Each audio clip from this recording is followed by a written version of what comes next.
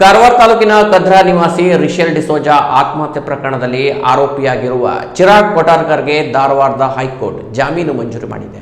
ಜನವರಿ 9ರಂದು ಚಿರಾಗ್ನ ಸ್ನೇಹಿತೆಯಾಗಿದ್ದ ಯುವತಿ ರಿಷೆಲ್ ಕ್ರಿಸ್ತೋದಾ ಡಿಸೋಜಾ ಕದ್ರಾದ ಕೆಪಿಸಿ ಕಾಲೋನಿಯಲ್ಲಿರುವ ತನ್ನ ಮನೆಯಲ್ಲಿ ಆತ್ಮಹತ್ಯೆ ಮಾಡಿಕೊಂಡಿದ್ದಳು. ಮಗಳ ಆತ್ಮಹತ್ಯೆಗೆ ಚಿರಾಗ್ ಕೊಟಾರ್ಕರ್ ಕಿರುಕುಳವೇ ಕಾರಣ ಎಂದು ರಿಷೆಲ್ ತಂದೆ ಕದ್ರಾ ಪೊಲೀಸ್ ಠಾಣೆಯಲ್ಲಿ ದೂರು ದಾಖಲಿಸಿದರು.